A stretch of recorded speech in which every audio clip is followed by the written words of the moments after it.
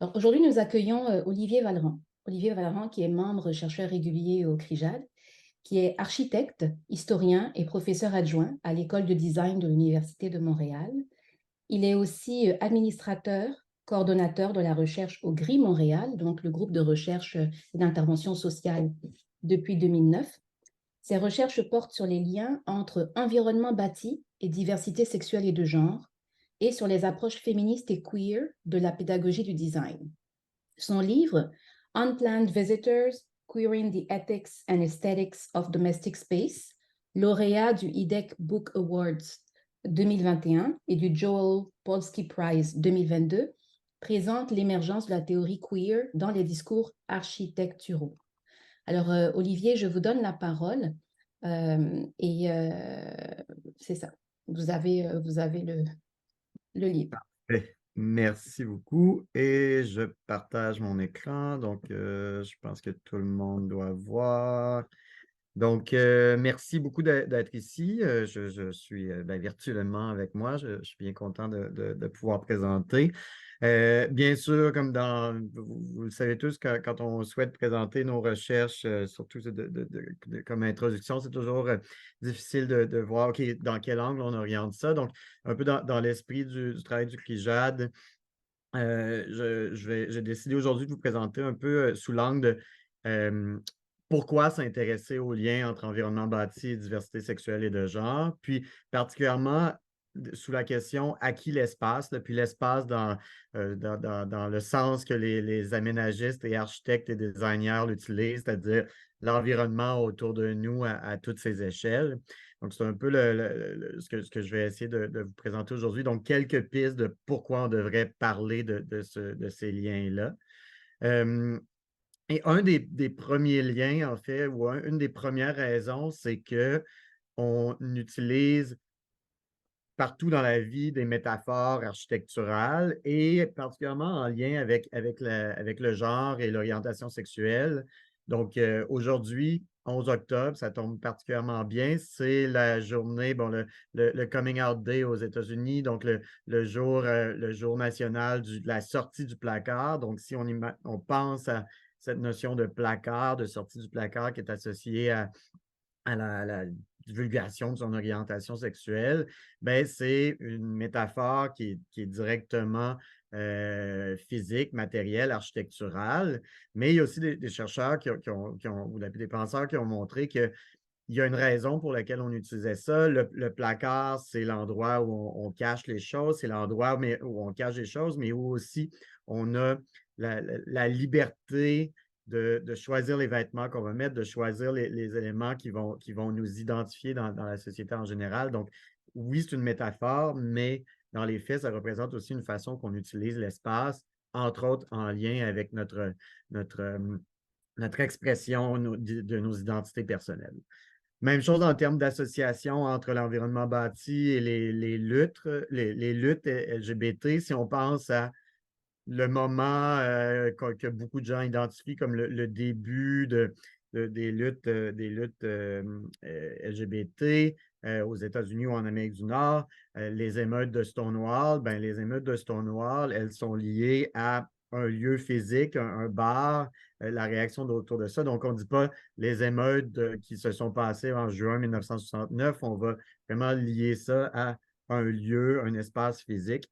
Donc, il y a ces éléments-là qui rentrent en ligne de compte, puis qui vont être que je vais essayer de toucher un peu dans ma présentation. Mais une autre raison pourquoi s'intéresser aux liens entre environnement bâti et diversité sexuelle et de genre, bien, si vous avez vu les journaux, écouté la radio, écouté la télé dans les dernières semaines, au Québec, on a été rattrapé fortement par des discours qui ont lieu un peu partout depuis quelques années, donc particulièrement autour des questions des toilettes publiques, de l'accès aux toilettes publiques pour des personnes non-binaires, des personnes trans. Donc, encore là, on n'est plus du tout dans la question de la métaphore, on est vraiment dans la question de l'accès à des lieux très importants pour la santé. Là, si on n'a pas accès aux salles de toilette, il y a des risques pour notre santé. Donc, il y a aussi cet impact très direct là-dessus. Donc, c'est un peu en introduction de certains des éléments que je cherchais à souligner. Puis, bon, vous allez voir, je vais vous présenter des exemples de recherches, de pratiques qui se sont faits autour de ces questions-là. Je commence tout d'abord par parler un peu de façon générale la notion de genre et d'environnement bâti. Quels sont les liens? Ben, si on pense, encore une fois, quand on parle de métaphore, bon, dans la théorie féministe, on va parler de sphères séparées, de separate spheres en anglais. Donc, cette idée de quand Alexis de Tocqueville écrit sur la démocratie en Amérique, il parle à un certain moment du fait que dans la vie américaine, nord-américaine, il y a une sphère privée qui appartient à la femme et une sphère privée qui appartient à l'homme. Tocqueville en parle un peu comme une métaphore de la vie publique, de la vie politique en Amérique du Nord, mais c'est une métaphore qui est encore une fois très fortement attachée à la façon qu'on navigue dans notre environnement bâti. Donc, qui a accès au public, qui a accès au privé, qui a accès à des bâtiments publics, qui a le contrôle sur ces bâtiments, qui est responsable de la conception de ces espaces-là. C'est un peu les questions qui vont apparaître et qui viennent même cadrer la façon que les disciplines qui s'occupent du design de l'environnement bâti vont se matérialiser. Donc, si on pense à justement cette idée de les hommes ont accès à la ville et les femmes sont responsables de la maison, bien, ça vient teinter le fait que qui en tout cas, jusqu'à assez récemment, qui est responsable de la conception de l'environnement bâti? C'est particulièrement des hommes architectes. Donc, je vous montre ici une image des professeurs du Bauhaus. Donc, le Bauhaus, école très célèbre en Allemagne au début du 20e siècle, d'art et d'architecture. Vous voyez une seule femme professeure. Bon, vous me direz, ce n'était pas juste le cas en architecture et en design et en urbanisme. C'était dans le cas dans la plupart des disciplines à cette époque. Mais ça va particulièrement teinter longtemps le monde de l'environnement bâti. Et ça va teinter aussi l'émergence de différentes disciplines autour de l'environnement bâti. Donc, je parle architecture. Architecture, on pense domaine public. On pense donc le accès et conception par les hommes. Mais tout à coup, il y a des femmes, par exemple Elsie de Wolfe qu'on voit ici, qui vont, vers la fin du 19e siècle, dire OK, ben si on n'a pas accès, nous, les femmes, à l'architecture, à la conception d'espaces publics, ben on va se dire, les experts de l'environnement résidentiel, des environnements résidentiels, et on va tasser les hommes de ce domaine-là et dire, OK, ben c'est un domaine qu'on crée nous-mêmes. Donc, le design d'intérieur, ce qui va devenir le design d'intérieur éventuellement, est directement ancré dans cette vision binaire de l'environnement bâti par rapport au genre. Et je dirais que ça va amener quand même certaines tensions parce que de se faire tasser de certains domaines pour les hommes architectes, ben, ça vient confronter un peu. Donc, par exemple, il y a le travail d'une historienne, Paula Lopkin, qui a regardé le design des YMCA au début du 20e siècle. Donc, vous voyez la photo d'en haut, c'est quelque chose en 1895, un YMCA. Donc, YMCA, Young Men's Christian Association, donc des lieux qui se veulent des lieux de formation pour les jeunes hommes, mais qui au départ sont vus un peu comme la continuation ou en tout cas font appel à des femmes designers, décoratrices pour concevoir ces espaces. Et rapidement, il y a des hommes qui vont dire, ah, mais là, c'est beaucoup trop proche du résidentiel. Comment on peut former nos jeunes hommes avec ce décor créé par des femmes qui rapprochent au monde de la femme? Donc, l'image d'en bas, vous voyez, donc 25 ans plus tard, des, le YMCA va changer son approche et va dire non, maintenant on engage des hommes qui vont concevoir des espaces qui n'ont aucun lien avec le monde résidentiel, qui sont plus du domaine public. Donc, déjà, historiquement, il y a cette notion de séparation ou d'importance des genres dans la conception, dans le style, le langage qu'on va utiliser dans ces espaces-là. Si on saute dans le temps et qu'on regarde plus récemment, je vous montre ici un article dans le Los Angeles Times, une chroniqueuse du Los Angeles Times qui commence son article par Wanted, ou qui titre son article Wanted Male Architect Willing to Navigate His Own Building in a Skirt.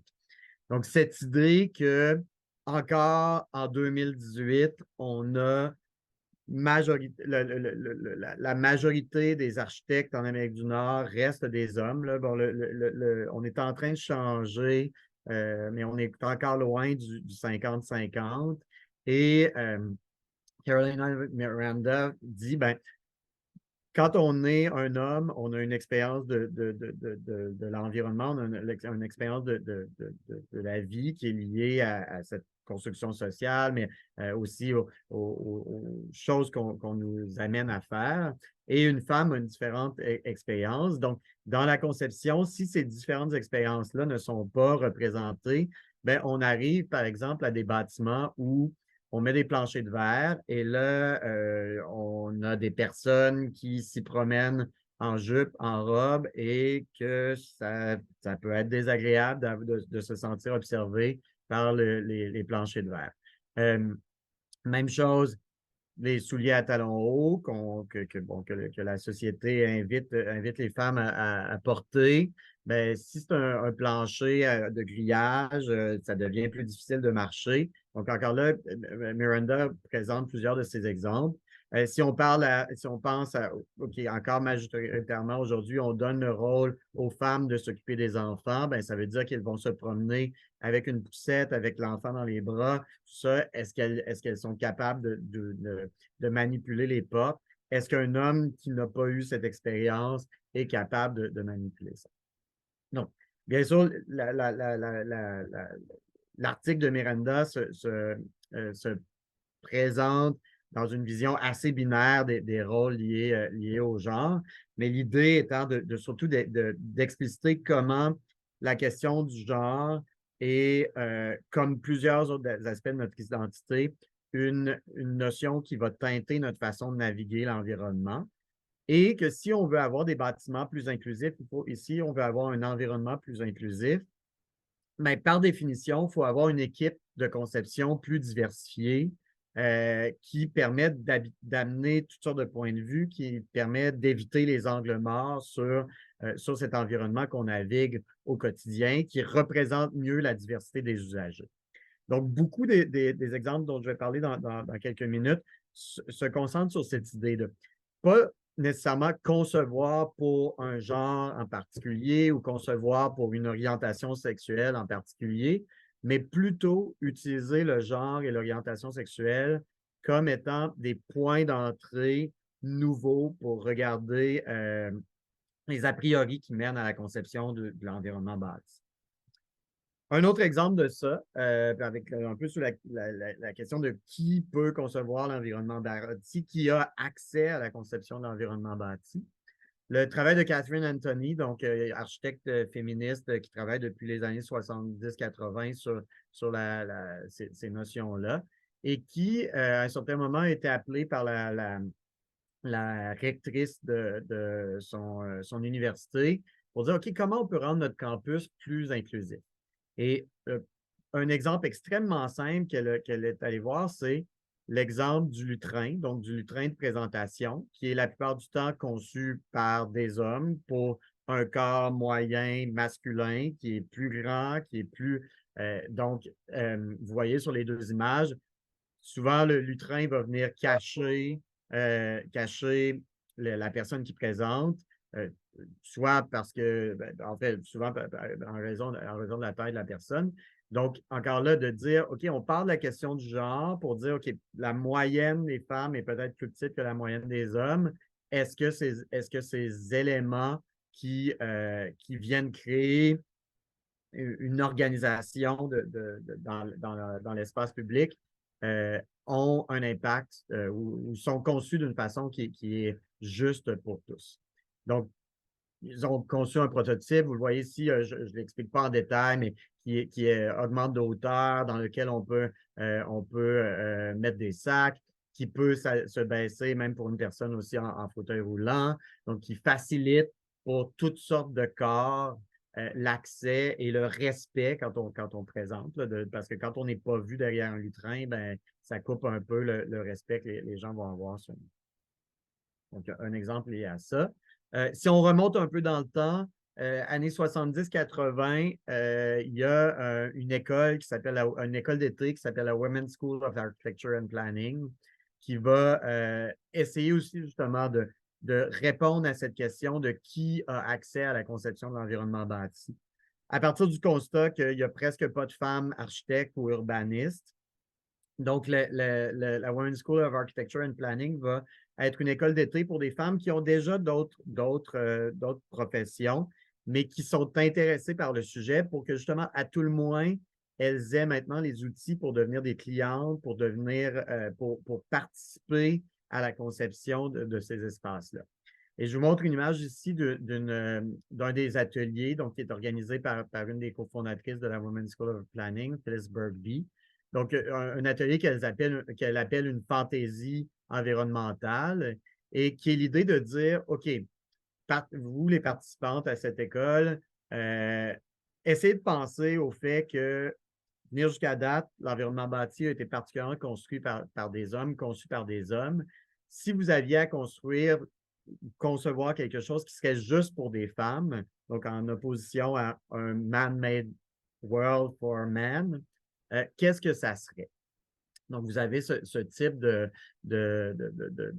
projet. Donc, je ne vais pas nécessairement dans le détail, mais on voit rapidement juste des formes beaucoup plus courbes qui, on peut le voir de différentes façons, là, mais qui, entre autres, montrent que formellement, il y a un désir de se détacher d'un monde très rationnel qui était là avant.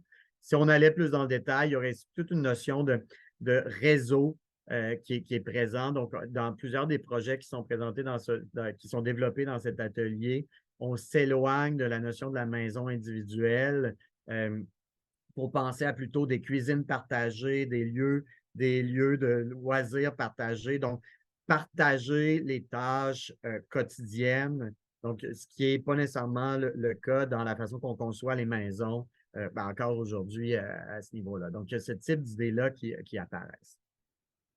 Et donc, ça fait un peu le tour très, très, très brièvement de cette notion de genre ou de binarité des genres et de l'impact sur l'environnement bâti.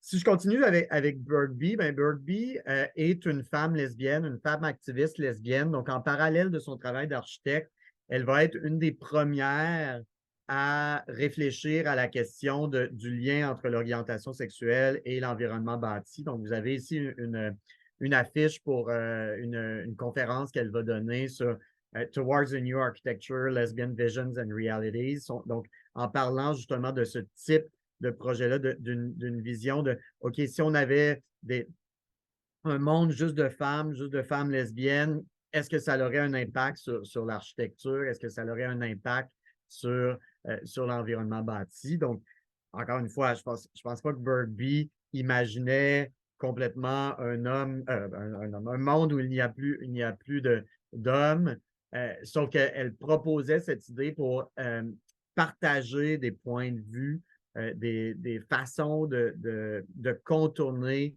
les angles morts qu'on a sur l'environnement bâti. Donc, Bergby est un peu mon introduction. Donc, elle fait ça dans les années 70, 80. Donc, à un moment, on ne parle pas encore de théorie queer. Moi, quand j'ai commencé à travailler sur ces questions-là, c'était les années 2000. Donc, il y avait eu l'émergence de la théorie queer.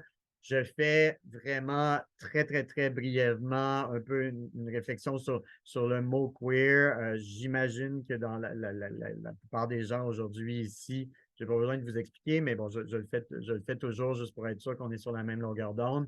pour moi, quand j'utilise le mot queer dans mes travaux, ça peut faire référence à trois choses. Puis je le dis comme ça parce que dans la façon qui est utilisée en architecture et en design, quand on va parler d'espace queer, on va faire référence à toutes sortes de choses. Donc, je pense que de penser que oui, la question queer, ça vient de l'activisme, ça vient de la réaction à la crise du VIH-Sida. Donc, il y a toute une notion d'urgence qui est là de contestation contre des oppressions hétéronormatives, donc qui est liée à cette réappropriation d'une insulte homophobe. Il y a tout le volet théorie, donc à partir des années 90, qui est un champ d'études qui a une perspective non hétéronormative, donc de réfléchir à comment le genre, l'orientation sexuelle euh, euh, organise notre société. Et finalement, dans la culture populaire, toute l'idée d'un terme parapluie pour parler des minorités sexuelles et de genre. Donc, ça va teinter la façon que en architecture et en design, on va parler de la notion d'espace queer. Donc, par exemple, justement, cette dernière vision de terme parapluie pour toutes les personnes LGBT, ben, ça va amener une façon de réfléchir à l'environnement bâti euh, comme une vision historique. Donc, c'est-à-dire essayer d'identifier c'est quoi un espace queer en s'attachant à des espaces conçus par ou pour des personnes LGBT. Donc, je vous montre ici des exemples des maisons qui ont été désignées ou des appartements qui ont été désignés par des architectes gays, donc gays ou lesbiennes, donc dans le cas des trois, des trois photos. Et dans le cas de l'image du bas en bas à droite, c'est pour un homme gay, donc des projets qui ont été très étudiés par des historiens du design et de l'architecture. Donc, c'est intéressant, ça peut souvent tomber dans une vision un peu essentialiste de dire, bon, OK, ben, une maison faite par un architecte gay a telle caractéristique. Je pense que ça amène des questions, mais à mon avis, ça a quand même une certaine limite. Il y a toute une vision plus à mi-chemin entre l'histoire et la théorie qui est aussi souvent associée avec la géographie humaine, qui est l'étude des espaces associés avec la sexualité. Donc, par exemple, je vous montre une image ici des piers à New York dans les années 70. Donc, l'utilisation ou la sexualisation des espaces, comment on peut regarder ça d'un point de vue de chercheur. Et finalement, une approche plus théorique qui est l'idée de comprendre les espaces comme étant relationnels, comme étant constamment en train de prendre forme en réaction aux normes. Et ça, il y a autant des théoriciens que des praticiens qui vont développer un peu cette approche. Donc, je vous montre ici une image tirée d'un projet fait par un architecte et son équipe en Espagne, donc sur l'application Grindr, l'application de Cruising Gay. Et donc, comment cette application peut remettre en question même la façon qu'on a de percevoir le droit à la ville. Donc, Andrés Raquet de Office for Political Innovation a regardé comment Grindr était utilisé, par exemple, dans les camps de réfugiés pour créer pour des hommes gays qui se retrouveraient dans les camps de réfugiés, mais essayer de trouver des espaces sécuritaires, mais que Grindr était aussi utilisé par des régimes anti-gays, pas des régimes anti-gays, mais des régimes qui ont une approche répressive de l'homosexualité pour trouver des hommes gays et les condamner à la prison ou à la mort. Donc, cette idée de comment des outils viennent, ce type d'outils vient nous permettre de comprendre une relation à la ville différente.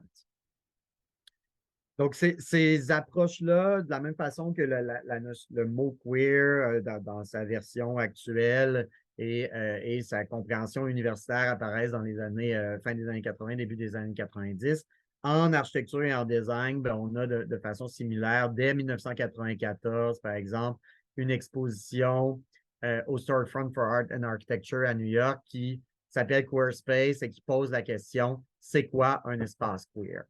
Et on va voir, donc vous voyez à droite des images de l'exposition. On a des photos qui sont des collages où on a des hommes et des femmes qui s'embrassent dans des lieux publics. Donc, pour justement souligner que les espaces queer, c'est pas juste des bars gays, c'est pas juste l'intérieur d'une maison utilisée par un couple homosexuel, mais que dans tout, tout l'espace public, il y a aussi des couches de compréhension, des couches d'utilisation de ces espaces-là et qu'il faut s'en rendre compte que souvent c'est caché, mais que ça existe aussi. Autre projet issu de la même exposition, ce petit objet par Jürgen Mayer qui ressemble à une maison, mais qui est aussi recouvert de peinture qui change de couleur avec la température du corps, là, donc la peinture thermosensitive. Et donc, encore là, on n'est pas dans un espace construit, mais Jürgen Mayer, avec ce projet-là, cherche à souligner le fait que même si on imagine qu'une maison, qu'un espace résidentiel, c'est un lieu sécuritaire parce que dans tous les discours architecturaux, on va parler de la division entre l'intérieur et l'extérieur, entre le domaine privé, le domaine public, le domaine privé étant vu comme quelque chose de sécuritaire. Ben, Jürgen Mayer dit non, il y a tout un degré de privé-public. Puis, c'est pas vrai qu'il faut se réaliser comme praticien de l'architecture, comme architecte, que quand on répète ce type de choses-là, ben, on finit par mettre en danger les gens qui utilisent ces espaces parce que on n'est pas assez réflexif sur la façon que ces lieux, que l'espace résidentiel peut être utilisé pour opprimer, ben, dans ce cas-ci, dans le cas de l'exposition Espace Queer, des minorités sexuelles et de genre. Puis,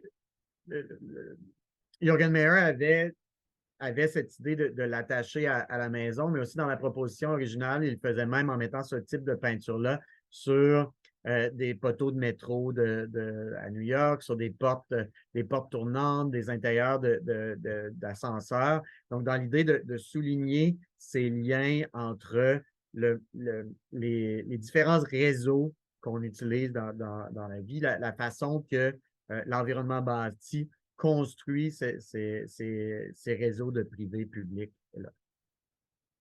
Et donc, Jürgen Mayer va continuer à développer ces éléments-là, va aussi beaucoup s'intéresser à la question de la sécurité par rapport à la notion de privé-public. Donc, vous voyez encore la même peinture thermosensitive, mais là, utilisée aussi avec les motifs qui sont à l'intérieur des enveloppes qu'on reçoit de la banque, là, donc ils servent à cacher des informations privées. Donc, il va utiliser ça pour, encore une fois, questionner les gens qui regardent, qui viennent visiter ces expositions, qui viennent visiter les objets ou voir les objets qu'il va créer. Et je trouve que le travail de Mayer est très intéressant encore si on s'interroge sur les liens entre qu'est-ce que ça peut faire, ces explorations plus théoriques et ensuite la conception d'environnement bâti. Parce que quand j'ai parlé à Meyer dans le cadre de mes recherches, puis que je lui ai parlé, OK, comment l'espace queer a eu, ou des réflexions sur l'espace queer ont eu un impact sur ta pratique. La première chose qu'il m'a dit, c'est il s'est mis à me parler du projet de Métropole Parasol à Séville, donc une grande place publique conçue au milieu des années 2000. Et il m'a dit, même si ce n'est pas un espace qui est explicitement à propos de l'environnement, de la question de genre et d'orientation sexuelle,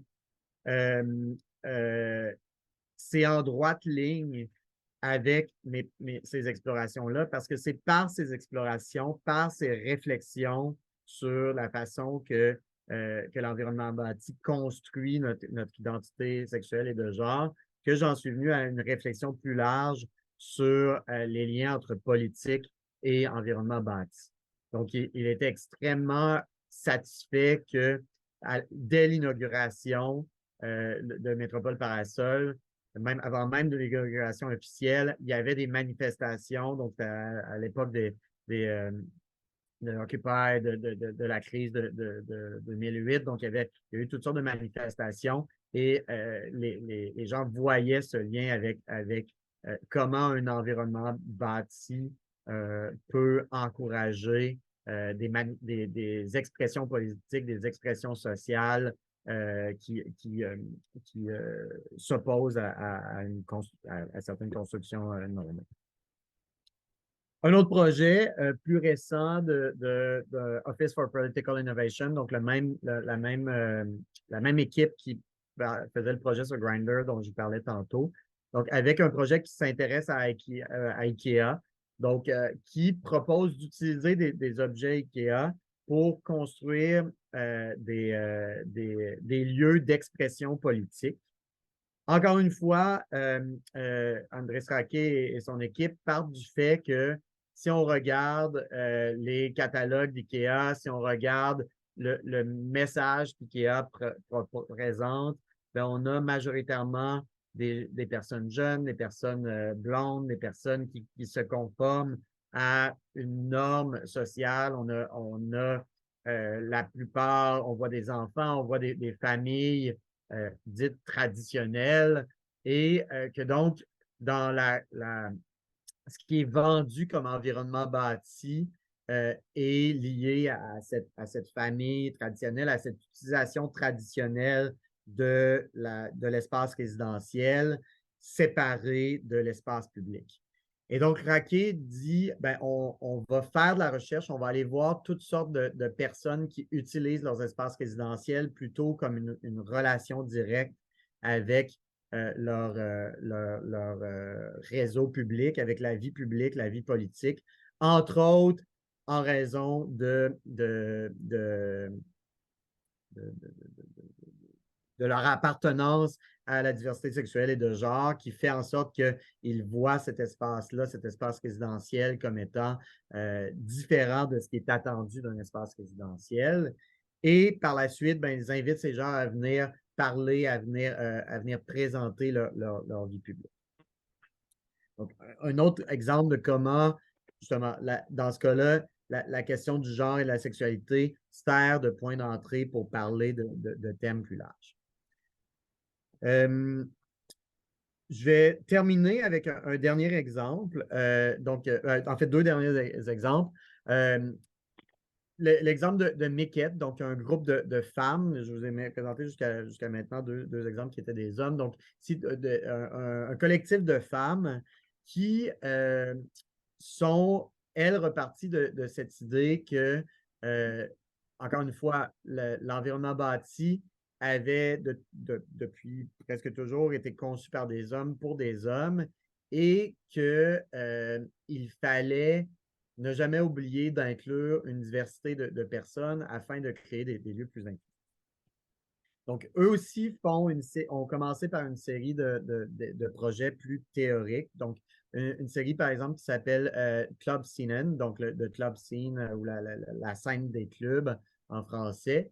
Donc, une série de 13 installations où ils font de la recherche sur des lieux importants pour les communautés LGBT un peu partout dans le monde et des lieux importants historiquement et de façon contemporaine et qui vont fusionner ensemble. Donc, contrairement à certains des projets que j'ai présentés jusqu'à maintenant, Miquette va aussi avoir un désir de jumeler ou de mettre en lien des lieux géographiquement séparés. Donc, vous voyez ici, par exemple, ils ont reconstruit un salon ou un club lesbien de Beijing dans des années 2000 dans l'appartement d'une activiste féministe suédoise de la fin du 19e siècle. Donc, deux mondes complètement séparés, mais pour montrer les liens dans les deux cas entre l'utilisation d'un lieu résidentiel, donc l'appartement de cette femme de la fin du 19e siècle, et des appartements qui transformés en clubs à Beijing pour permettre des discours non permis dans l'espace public. Donc, d'utiliser ces espaces résidentiels pour parler de choses qui ne sont pas possibles ailleurs. Donc, dans les deux cas, autour du genre et autour de l'orientation sexuelle. Donc, une série de ces projets. Donc, on a ici, je vais mettre un peu le volume pour que vous m'entendiez moins, un peu plus. Mais ici, on a un exemple d'un bar en Afrique refait, là encore, reconstruit en Suède. Oups. Et une chose intéressante, c'est que pour Miquette, il y a une notion de aussi remettre en question qu'est-ce qu'on comprend comme l'environnement bâti. Donc, ils vont vraiment s'intéresser à la question du corps, de la façon que nos corps rentrent en contact avec l'environnement bâti pour puis, donc, si on s'intéresse à la façon que nos corps entrent en contact avec l'environnement bâti, ben, il faut, encore une fois, s'interroger sur tous les aspects de notre identité personnelle pour comprendre ces relations-là. Donc, vous voyez, justement, dans le même projet qu'il y avait la vidéo il y a quelques secondes, ben, beaucoup du travail va être fait en termes de costumes, en termes de nourriture, en termes de traces faites par les usagers sur l'environnement bâti. Donc, il y a cette idée que la conception de l'architecture et du design se fait pas juste au niveau du dessin par un architecte, mais se fait aussi par tous les ajouts qui sont faits sur le projet. Et donc, Miquette vont finir par intégrer ça dans des projets. Donc, vous voyez ici un projet qu'ils ont fait assez récemment qui était en collaboration avec des troupes de danse de danse communautaire. Et ils ont utilisé le même type d'événements créatifs qu'ils avaient fait dans la série du Club Scene. Mais là, pour inviter la communauté à présenter leurs idées pour l'aménagement d'un parc qu'ils ont finalement construit. Donc, vous voyez ici l'espèce de casquette qui fait référence à la danse R&B qui avait lieu à cet endroit-là. Donc, cette même utilisation, un peu comme Jürgen Meyer, d'utiliser les apprentissages faits à travers une réflexion sur l'identité de genre et l'orientation sexuelle pour ensuite implanter ça dans un projet. Et finalement, je termine par un projet qui, justement, est lié beaucoup avec ce qu'il y a eu dans l'actualité québécoise récemment.